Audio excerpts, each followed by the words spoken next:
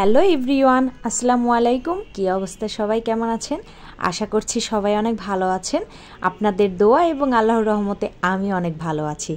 তো আজকেও চলে আসছি নতুন একটা টপিক নিয়ে, নতুন একটা ভিডিও নিয়ে। তো আশা করছি ভিডিওটা অবশ্যই আপনাদেরকে ভালো লাগবে এবং ভিডিওটা ভালো লাগলে অবশ্যই লাইক কমেন্ট শেয়ার করবেন। তো চলুন আজকের ভিডিওটা দেখা যাক কেমন হয়েছে। তো আজকে আমি যেই কেকটা ডেকোরেশন করছি এটা হচ্ছে 1 পাউন্ডের মধ্যে একটা ভ্যানিলা কেক, আর এটা ছিল আমার রিপিট কেতার অর্ডার। আর আমি আজকে আপনাদের যে টপিক নিয়ে কথা বলবো এটা হচ্ছে খুবই গুরুত্বপূর্ণ একটা টপিক, আপনারা কাজে লাগাতে পারেন। তো আশা করছি আমার এই টপিকটা অনেক ভালো লাগবে, আপনাদের কাজে আসবে।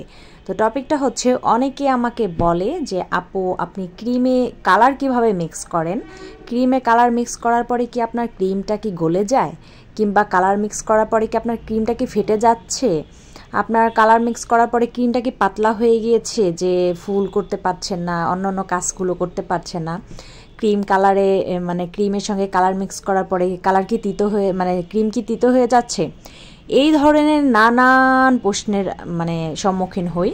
তো আজকে আমি আপনাদের সঙ্গে সেই সম্মুখীনের সেই প্রশ্নর জবাব দিতে এসেছি। তো আশা করছি প্রশ্নগুলো সঠিক হবে। তো প্রশ্নের উত্তরটা হচ্ছে, এই যে আপনারা ক্রিমে যে কালার মিক্স করতে পারেন না, এই ধরনের অভিযোগ এই ধরনের অনেক সমস্যা নিয়ে আমার কাছে বলেন। তো আমি আপনাদের সহজ একটা টেকনিক শিখিয়ে দিই। তো আপনারা হচ্ছে সবসময় চেষ্টা করবেন ভালো ব্র্যান্ডের ফ্রুট কালার ইউজ করতে।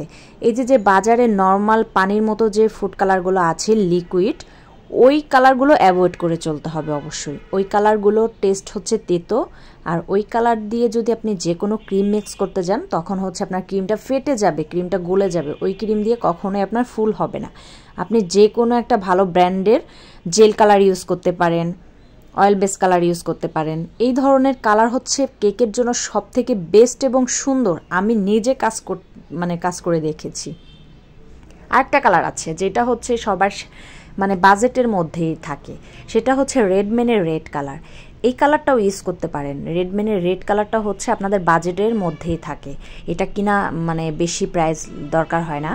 আর oil base colour, gel colour, এই ধরনের কালার হচ্ছে একটু প্রাইসটা বেশি হয়, যার কারণে সবাই কিনতে পারে না সবসময়। তো আপনারা চাইলে রেডম্যানের কালার দিয়েও কাজ করতে পারেন। আমি যে কেকটা আজকে করে দেখাচ্ছি এটা হচ্ছে আপনাদের দেখানোর জন্য আমি রেডম্যানের একটা কালার দিয়ে কাজটা করেছি।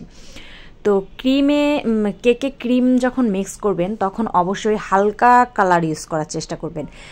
অনেকেই চায় অনেক গাঢ় কালার ইউজ করতে। আসলে গাঢ় কালার, যে কোনো কালার দিয়ে যদি আপনি গাঢ় কালার আনেন ক্রিমে, ওই ক্রিমের টেস্ট কিন্তু একটু না একটু চেঞ্জ হবেই। আপনি দেখেন একটা ক্রিমে হালকা করে কালার দিয়ে সেই ক্রিমটা একটু টেস্ট করে দেখেন যে ওইটার টেস্ট কেমন, আর গাঢ় করে একটা কালার দিয়ে ক্রিমের টেস্টটা করে দেখেন ওইটার টেস্ট কেমন। দুইটার টেস্ট কিন্তু একদম ভিন্ন আসবে। কারণ অবশ্যই আমরা চেষ্টা করব, কেক যেহেতু খাওয়ার জিনিস, তো খাওয়ার জিনিসে আমরা এত কালারফুল কেন দিব আমি বুঝি না। খাওয়ার জিনিসে হালকার মধ্যে কালারটা রাখবো, কেকটাও দেখলে মনে শান্তি আসবে, চোখের শান্তি আসবে, খেতেও মজা লাগবে। তো এভাবে হালকা কালারে কেকগুলো করার চেষ্টা করব। আপনারা হালকা কালারগুলো আনতে পারবেন খুবই সহজভাবে, ক্রিম গলেও যাবে না। আর যদি গলেও যায় আপনারা একটা কাজ করতে পারেন, ক্রিমের সঙ্গে কালারটা মিক্স করে নর্মাল নর্মাল ফ্রিজে রেখে দিবেন মিনিমাম আধা ঘন্টা কিংবা 20 মিনিট। তো এভাবে আপনারা কালার মিক্স করে ক্রিমটা একটু নর্মাল ফ্রিজে রেখে দিয়েই দেখেন না, আপনাদের ক্রিম কিন্তু একদম পারফেক্ট সেট হয়ে যাবে। কোনো রকম কালার দেওয়ার পরে কিন্তু ক্রিম গলে যাবে না। ক্রিমটা মিক্স করার পরে কালার মিক্স করার পরে নর্মাল ফ্রিজে রেখে দিবেন অবশ্যই। এতে করে আপনাদের ক্রিমটা ভালো থাকবে। আর যদি কালার মিক্স করে সরাসরি আপনারা কাজ করতে যান তাহলে একটু সমস্যা হতে পারে। আরেকটা কথা, কালার মিক্স করার কালারে ক্রিমের মধ্যে কালার দেওয়ার পরে কিন্তু অবশ্যই বিট করবেন না। কারণ ক্রিমের মধ্যে কালার দেওয়ার পরে বিট করলে ওই ক্রিমটা ফেটে যাওয়ার সম্ভাবনা থাকে। আমার যতটুকু ধারণা, আমি যেভাবে পারি সেভাবে শেয়ার করছি আর কি। আমি চেষ্টা করি সবসময় ক্রিমটা বানানোর পরে, ফুলফিল তৈরি করার পরে হচ্ছে আমি ক্রিমটা স্প্যাচুলার দিয়ে ভালো করে মিক্স করি, দেন মিক্স করে আমি নর্মাল ফ্রিজে রেখে দিই, যাতে করে ক্রিমটা ভালো সেট হয়। তো আপনারাও চেষ্টা করবেন এভাবে করার। আশা করছি এই কথাগুলো আপনাদের খুবই উপকারে আসবে।